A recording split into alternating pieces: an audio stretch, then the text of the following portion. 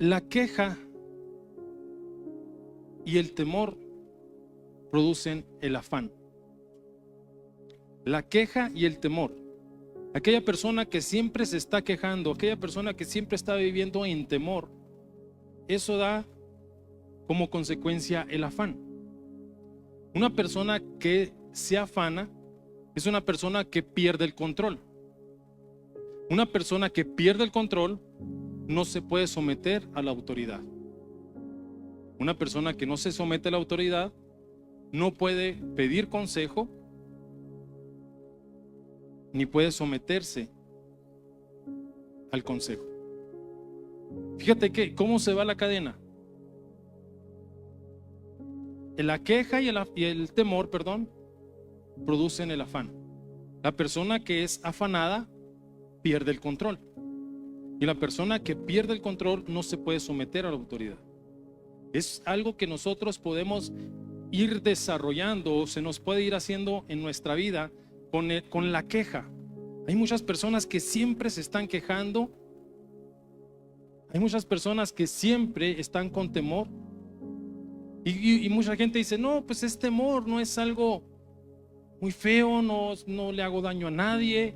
O sea, yo aquí en mi casa con mi temor porque me da miedo esto, me da miedo lo otro. Pero eso se va desarrollando y va dando a luz el afán, la falta de control, y la falta del control te lleva a una rebeldía de no poderte someter bajo la autoridad. ¿Cuántos dicen amén? Tenemos que dejar que Dios haga y tome el control de nuestras vidas. Ahí va otra vez. Tenemos que dejar que Dios tome el control de nuestras vidas. Ya vamos entendiendo. Vamos a ver una historia en Mateo 15, por favor.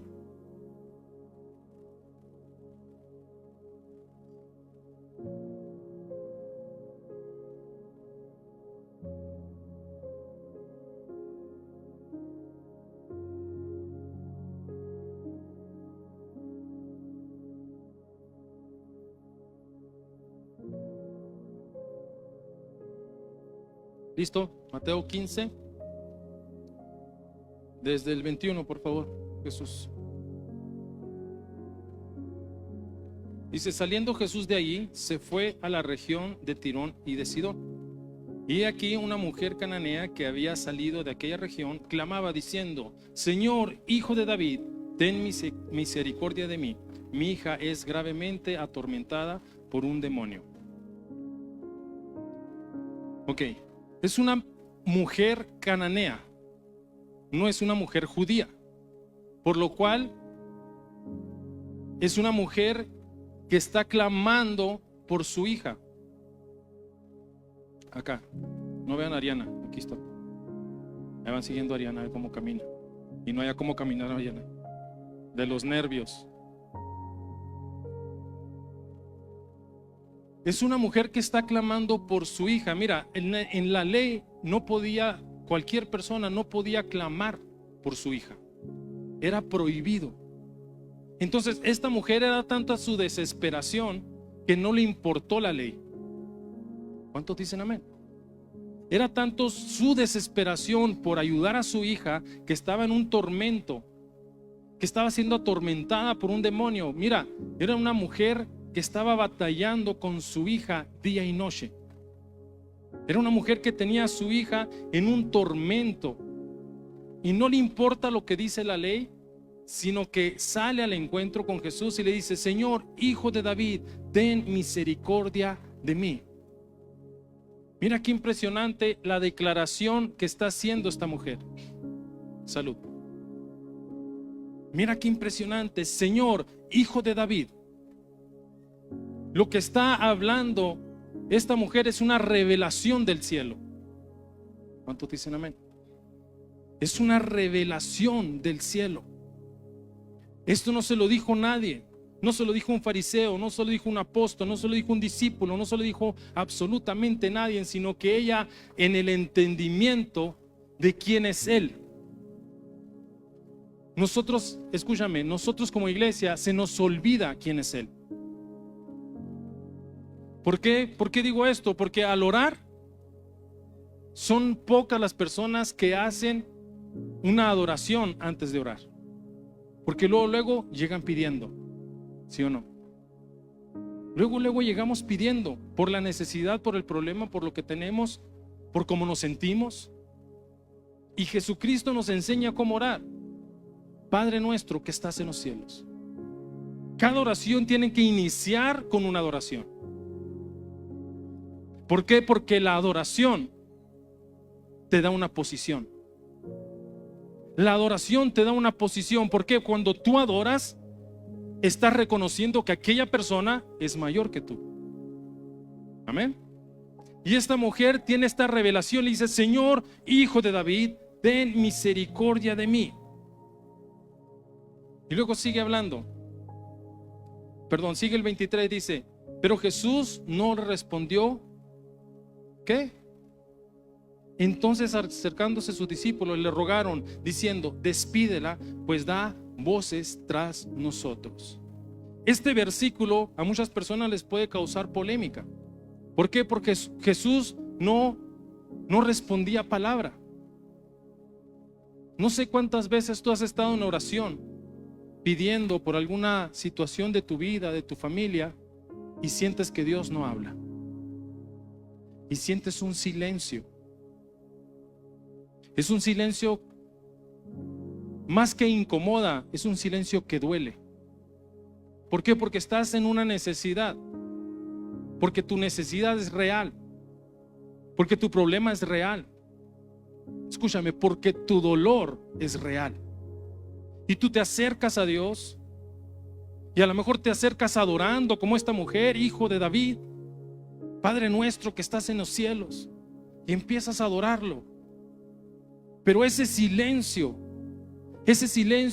que duele, ese silencio que cala. ¿Por qué? Porque tú estás esperando una respuesta de tu Dios. Y mira, dice el 23, pero Jesús no le respondió ¿qué? Palabra. Salmo 40, por favor. Salmo 40.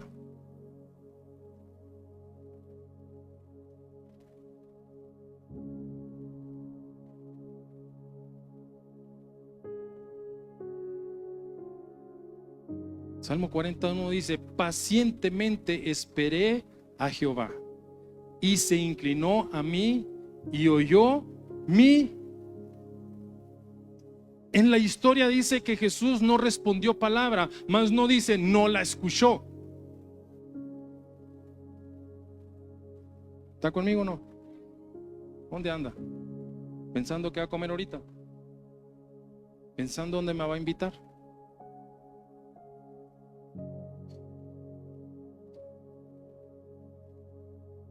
Jesús no respondió palabra, mas no dice Jesús no escuchó a la mujer. Porque aquí el Salmo 40 dice: pacientemente esperé a Jehová, y se inclinó a mí y oyó mi clamor. Mira, mucha gente piensa: se inclinó Dios ante mí. No habla de una reverencia, sino una posición para poder escuchar. Es como cuando te habla tu hijo. Regina tiene la costumbre, mi hija en medio, tiene la costumbre de hablar así: papá. ¿Tienen un hijo así? ¿O soy el único que tiene hijo así? ¿Qué, Regina? ¿Qué? Y te tienes que poner así. De la misma forma se pone Dios para escuchar a sus hijos. De la misma forma. Y no es que no te escuche Dios. Esto lo hacemos con nuestros hijos porque hablan despacito, sino porque Dios se pone atento a tus oraciones. Jesús no respondió palabra, mas no dice no escuchó. Y mira cómo sigue el Salmo. En el 2 dice: y me hizo sacar del pozo de la desesperación, del lodo cenagoso. Puso mis pies sobre peña y enderezó mis pasos. A mí me encanta este salmo.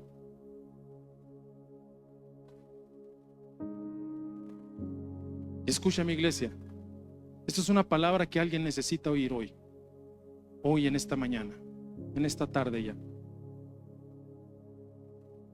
Aunque tú no escuches la voz de Dios, aunque no escuches respuesta de tu oración, Dios te está escuchando. Dios está inclinando su oído a escucharte.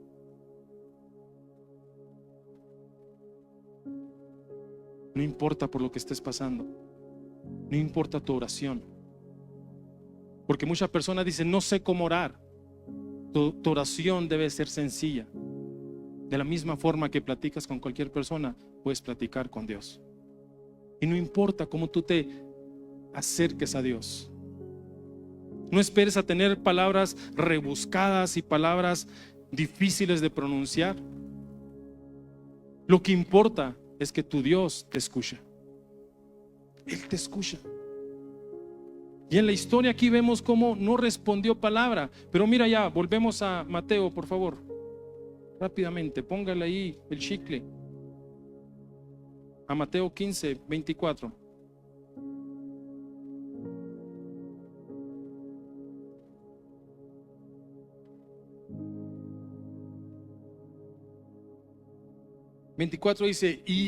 Dice, él respondió, dijo, ¿sí estoy bien? Él respondiendo dijo, estamos leyendo el 24. Él respondiendo dijo, ¿qué nos da a luz aquí? Que él sí escuchó.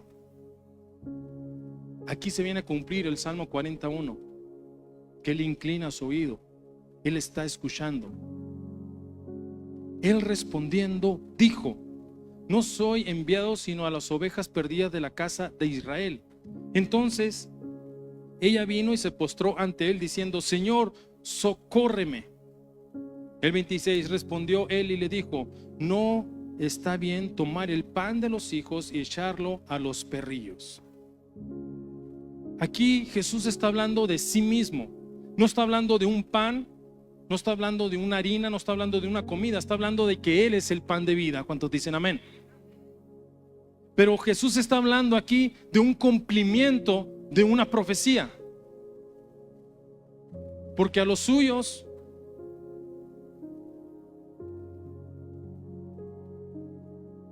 Jesús estaba esperando que se cumpliera esta profecía. ¿Sabes para qué? Para que tú y yo tuviéramos acceso a Él. Porque Él venía por los suyos. Jesús venía por su pueblo, mas los suyos no le recibieron. Entonces Jesús estaba esperando este cumplimiento para que nosotros los gentiles tuviéramos acceso a Él. ¿Cuántos dicen amén? Y luego le dice, no está bien tomar el pan de los hijos y echarlo a los perrillos. Escúchame, en la ley no se permitía que los perros vivieran dentro de casa. ¿Cuántos tenemos mascota dentro de casa? Yo tuve, ya no tengo. Dentro de la ley no era permitido, ni perro, ni gato, ni perico, ni ninguna mascota. No era permitido los perrillos, no era permitido los animales. Pero mira cómo dice el 27. Y ella dijo, sí, Señor, pero aún los perrillos comen de las migajas que caen de la mesa de sus amos. Qué diferente la mujer cananea del principio a la mujer cananea del 27. Qué diferente. Aunque en el principio, en el 21, ella reconoce quién es Él, pero ahora le dice, sí, Señor. Ella está reconociendo, escúchame, su posición. Y no estoy hablando de su posición conforme a lo que estaba sucediendo en la casa. Porque nosotros pensamos que ponernos en la posición que debemos es ponernos en una posición de problema, de tristeza, de angustia. Sino que ella al responder, sí, Señor, está poniendo a Él por encima de todo. No me está entendiendo. Él está poniendo a Dios, a Jesucristo, por encima de todo. sí, Señor. Sí, Señor. Ella está aceptando su condición. Ella está aceptando lo que está pasando ahí. Escúchame, esto es muy impresionante. ¿Por qué? Porque la mujer está reconociendo no solamente el señorío de Jesús, no solamente el lugar que le corresponde a Jesús, sino ella está reconociendo que lo que Él hace, todo tiene sentido. ¿Cuánto necesitamos eso? ¿Cómo necesitamos nosotros entender que lo que Dios hace es por nuestro bien? Y eso a veces no lo entendemos. Eso crea conflicto entre nosotros. Y hacemos la pregunta, ¿por qué? ¿Por qué fallece? ¿Por qué fallece aquella persona que amo tanto? ¿Por qué se fue mi hija? Yo me lo llegué a preguntar. Cuando mi hija fallece en el vientre de mi esposa, ¿por qué mi hija? No había cometido maldad, no había cometido pecado. ¿Y por qué fallece? Tanto que la esperamos, tanto que la estaba esperando su hermano mayor, tanto que anhelábamos una niña y fallece. Pero escúchame, para los hijos de Dios, todo obra para bien. Ahí nosotros tenemos que entender y decirle, sí, Señor. ¿Por qué te llevaste a mi hija? Porque está mucho mejor contigo que conmigo. Ahí es cuando nosotros tenemos que decirle, sí, Señor. El aceptar lo que Él está haciendo, el aceptar lo que Él está trabajando. Aún en silencio Él está trabajando.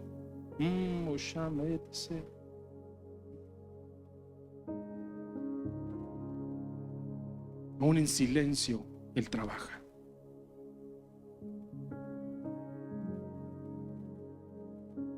Y escúchame,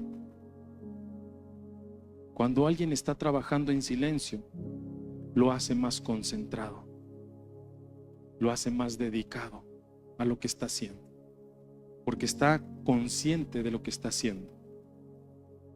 ¿Qué pasa cuando tú quieres hacer 2, 3 cosas a la vez?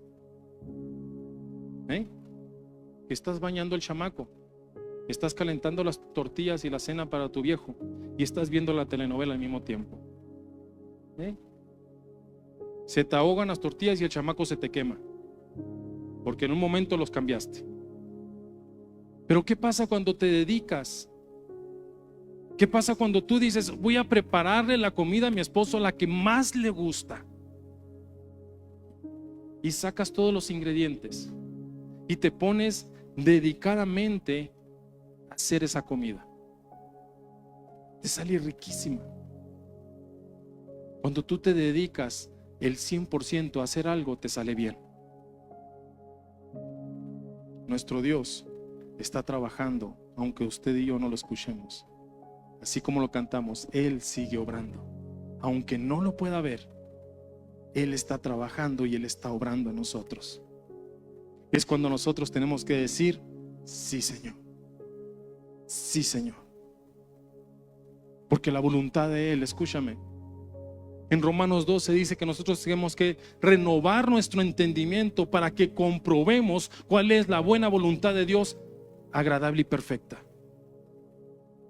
La buena voluntad de Dios, agradable y perfecta. Nosotros tenemos que cambiar nuestra mentalidad. Escúchame, esto es muy importante.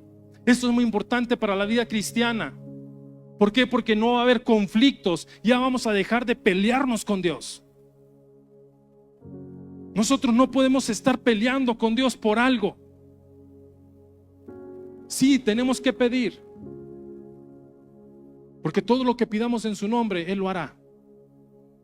Sí, tenemos que pedir, claro que sí, sí tenemos que pedir. Yo digo amén a eso y estoy de acuerdo con eso. Tenemos que pedir, pero no podemos pelear con Dios. No podemos pelear con Dios. Tenemos que cambiar nuestro entendimiento de que sí pedimos, pero bajo su voluntad. Este es mi anhelo, este es mi deseo, pero que se haga tu voluntad. Escúchame, Jesucristo, su Hijo, su unigénito, el único Hijo, porque déjame te digo algo, no todos son hijos de Dios. Se acabaron los amenes. Búsquese un amén chiquito ahí dentro de su bolsa y sáquelo. No todos son hijos, todos somos creación de Dios. Solamente hijos los que reconocemos a Jesús como nuestro Dios y nuestro Salvador. Nos hacemos hijos por medio de su Hijo. Ahora imagínate, Jesucristo, su único Hijo, aquel que estuvo cuando creó el universo, aquel que estuvo cuando Dios le dijo al mar: hasta aquí llegas y de aquí no pasas. Él estuvo ahí, el único Hijo, estando en el huerto del Getsemaní. Él sabía cómo iba a morir. Él sabía a qué había venido a esta tierra. Él sabía el dolor que iba a sufrir. Y le dijo: Padre, si es posible, haz pasar de mí esta copa. Padre, aquí está mi petición, aquí está mi anhelo. Pero viene un pero que lo cambia todo. Pero no se haga mi voluntad, sino la tuya. Iglesia, deja de pelear con Dios y acepta su voluntad. No estoy hablando que no pidas, pide, pero bajo la voluntad de Él. Sí, Señor. Un sí, Señor, que cambió la actitud de ella. Porque la primera vez que le dice, Hijo de David. La segunda vez le dice: Señor, socórreme. La segunda vez se pone en el camino de Jesús. Porque escúchame, los discípulos estaban ignorándola. Y mira cómo los discípulos le dicen: despáchala, que se vaya, no nos deja en paz. Que se vaya, que se vaya. El decir despáchala le está diciendo: dale cualquier cosa para que se vaya. Si no quieres cumplir lo que ella está pidiendo, dale cualquier cosa y se vaya. Nos está estorbando. Un menosprecio más. Aparte del silencio de Jesús, viene el menosprecio de los discípulos. Viene el menosprecio de los discípulos. Y ella le dice: sí, Señor, pero aún así los perrillos comen de las migajas que caen de la mesa de sus amos. Escucha, mi iglesia. Para la gente, algo que no tiene valor, para nosotros es lo más valioso. Escúchame. Muchos israelitas no aceptaron a Jesús como su Salvador. Pero lo que ellos desecharon, para nosotros es lo más valioso. Ya tiene sentido las migajas. Porque escúchame.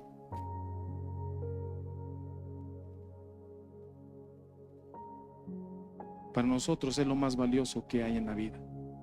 Su presencia es lo más valioso. Aún así que las personas lo ignoren, para nosotros es lo más valioso. Y la mujer, reconociendo, dice: sí, Señor. Reconociendo su estatus, reconociendo el poderío de nuestro Dios. ¿Cuántas veces nosotros nos ha pasado lo mismo que esta mujer? Llegamos adorando con una petición, le rogamos. ¿Cuántos de nosotros hemos peleado con Dios? Porque no nos ha dado lo que nosotros queremos, porque no ha cumplido nuestros caprichos. Dale un codazo santo al que está a un lado de ti y dile: ¿no ha cumplido tus caprichos?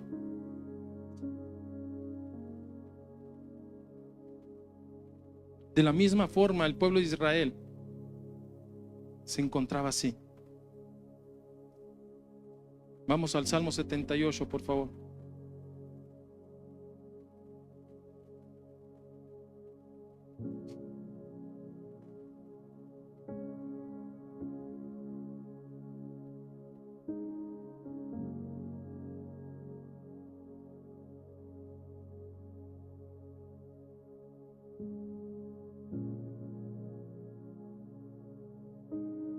Salmo 78, 10, por favor. Perdón, no te había dicho. Pégame un chiflido o algo.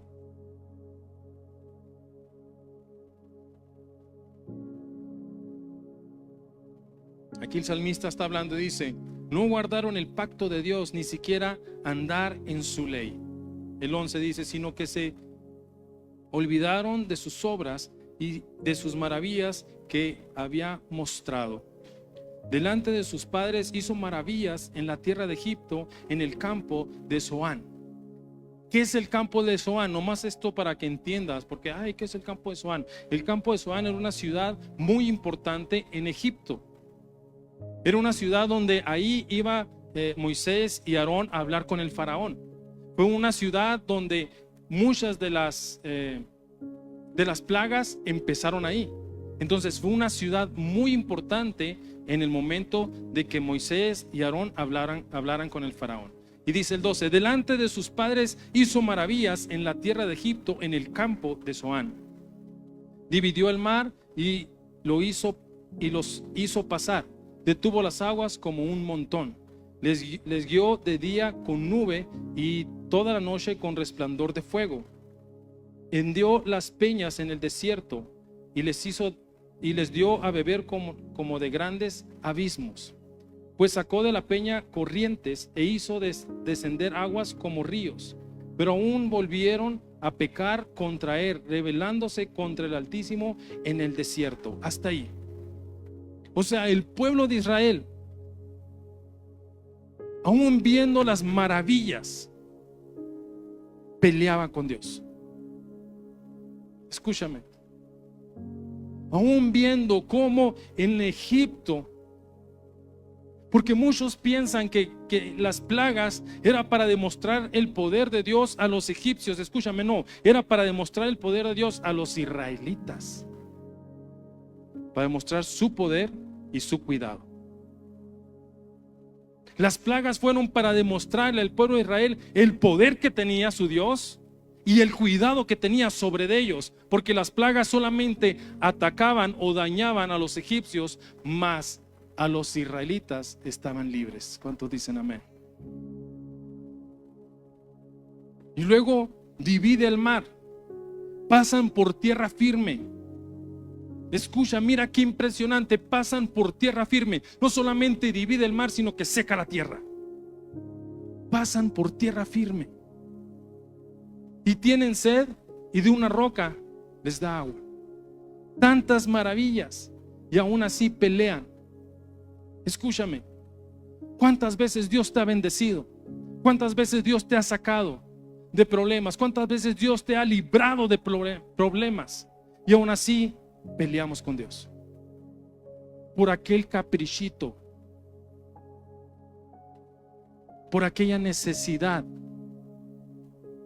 Y a lo mejor no es capricho lo que tú quieres, a lo mejor es una necesidad grande, a lo mejor es tu salud. Pero ¿cuántas veces te ha librado del mal? Y si la hizo una vez, lo hará otra vez. ¿Cuántas veces nosotros estamos como el pueblo de Israel, que no nos recordamos, que no recordamos lo que hizo, no recordamos las maravillas, no recordamos,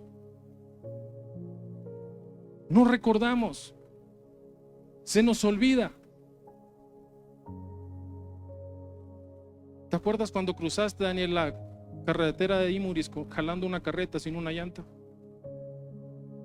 Sin una llanta, una carreta. Él iba jalando una carreta. Llevaba un carro encima la carreta, llevaba peso. Y llegó a Imuris, cruzó el puerto sin una llanta la carreta. La lógica, ¿sabes qué es? Que el peso lo hubiera jalado y lo hubiera sacado de la carretera. Pero Dios dijo no. ¿Sabes qué me imagino yo? Así me imagino yo las cosas, no sé usted. Yo me imagino diciéndole a Dios, a un ángel: a ver, hazte bola, hazte rodita así, ponte ahí, y no vas a dejar de rodar hasta que llegue a su destino.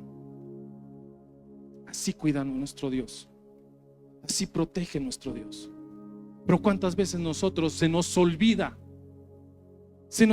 lo que Él ha hecho, lo que Él nos ha cuidado. Y escúchame, a mí me pasa, se me olvida que me sanó y me liberó del cáncer. Un cáncer que no encontraban qué era, no encontraban el nombre, no podían darme un medicamento porque no sabían qué era.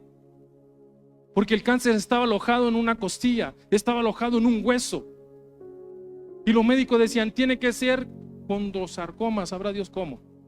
Y no era eso. Hasta que encuentran el nombre. Y ya que encuentran el nombre, dice la química, ahora hay que buscar el apellido. Ay, bendito Padre, ¿quién será el papá de este cáncer? Dije yo.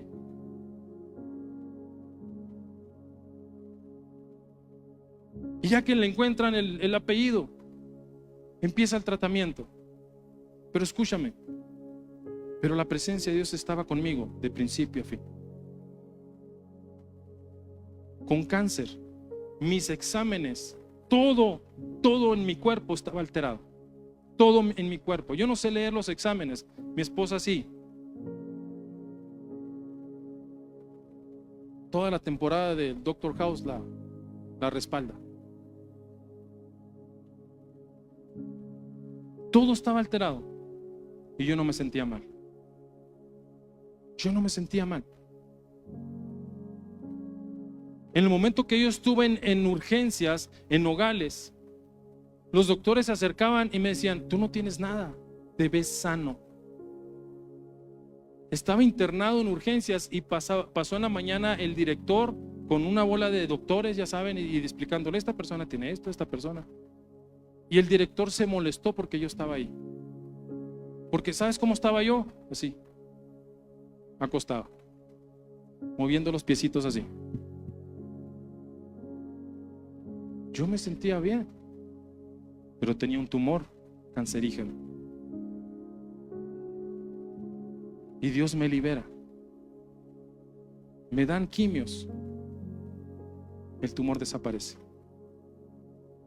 El tumor desaparece. Y eso a mí se me olvida. ¿Sabes cuándo se me olvida? Cuando estoy peleando con Dios por necesidades o necedades. Por cualquier tontería, ahí estoy en contienda con Dios. Pero ¿por qué hace esto? ¿Y por qué esto? ¿Y por qué lo otro? ¿Y por qué? ¿Y por qué? ¿Y por qué? Y ahí en esos porqués, escúchame, viene el silencio de Dios.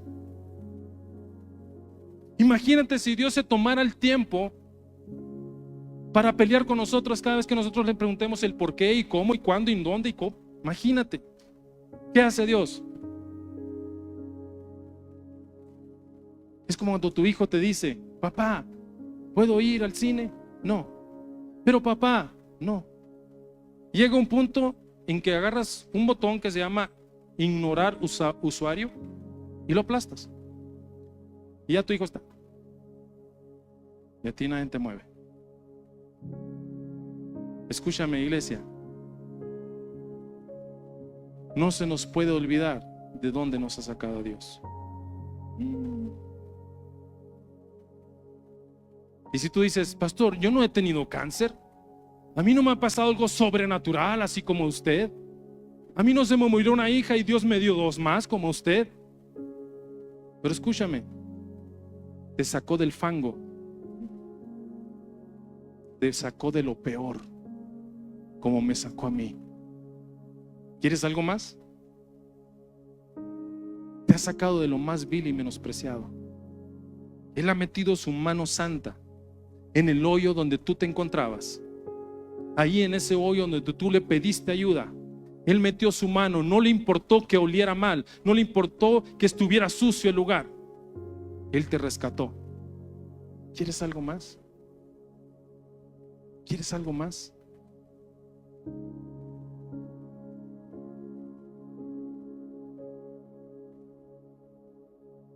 Y de la misma forma, Francisco y Nayeli, de la misma forma que vimos la gloria de Dios, en Neila la volveremos a ver. No dejen de creer. No peleen con Dios. Digan: sí, Señor, aquí está mi petición. Quiero que sanes a mi hija, pero hágase tu voluntad.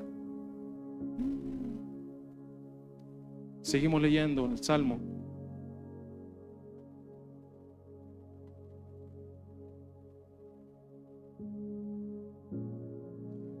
El 18.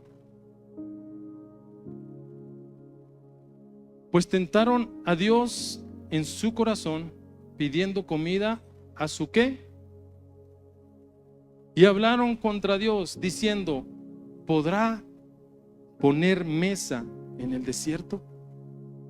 De aquí viene el nombre de esta predicación: mesa en el desierto. Mira, el pueblo de Israel ve la gloria de Dios en Egipto, ve la gloria de Dios en el mar, ve la gloria de Dios cuando les da agua. Ahora tienen hambre, piden comida y todavía preguntan: ¿podrá Dios poner mesa en el desierto? ¿Podrá Dios darme otro trabajo? ¿Podrá Dios ayudarme en esta necesidad que tengo? ¿Podrá Dios ayudarme a pagar la luz? Escúchame, Él ya te ha demostrado toda tu vida que Él ha estado contigo, y ahora dudas: ¿podrá poner mesa en el desierto? Pregunto, ¿tú crees que Dios podía poner una mesa en el desierto? ¿Sabes qué hubiera dicho Dios? ¿De qué la quieres? ¿De cedro? ¿De granito? ¿De fierro? Aunque todavía no se inventaba, ella ya lo tenía. ¿Cuántos dicen amén?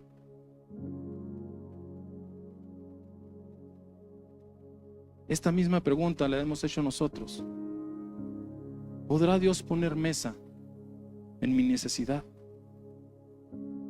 ¿Podrá Dios poner mesa y restaurar mi matrimonio? ¿Podrá Dios poner mesa y sanar a mi ser querido? ¿Podrá Dios poner? Escúchame, Dios sí puede y Dios sí quiere, porque Dios lo hizo con el pueblo de Israel. Les dio el maná. Suba el grupo de alabanza, por favor.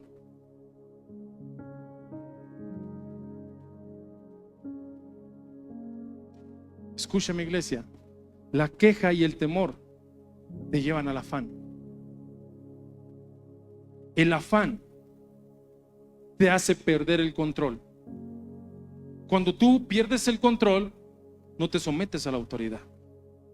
Es lo que estaba haciendo el pueblo de Israel. La queja le llevó a afanarse, y cuando estaban afanados, perdieron el control. Y cuando dejaron de tener el control, no se pudieron someter a la voluntad del Padre. No permitas que la queja te lleve a la rebeldía. Deja de quejarte. Deja de quejarte. Dios puede poner mesa en el desierto. ¿Cuántos dicen amén? Dios puede poner mesa en tu desierto, en tu necesidad, en tu problema. Escúchame, Dios puede poner mesa en tu ansiedad. Porque la pandemia nos dejó estas nuevas enfermedades: ansiedad, depresión. ¿Cuántos hemos dicho: es que ando depre?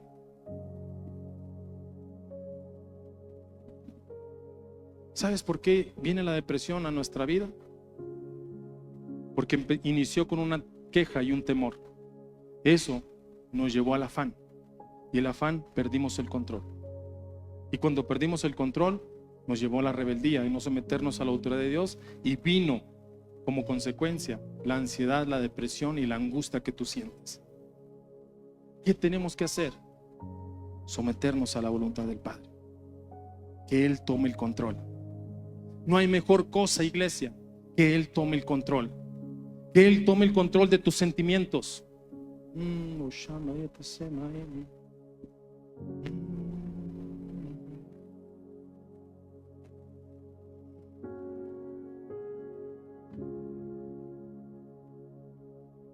No es una resignación.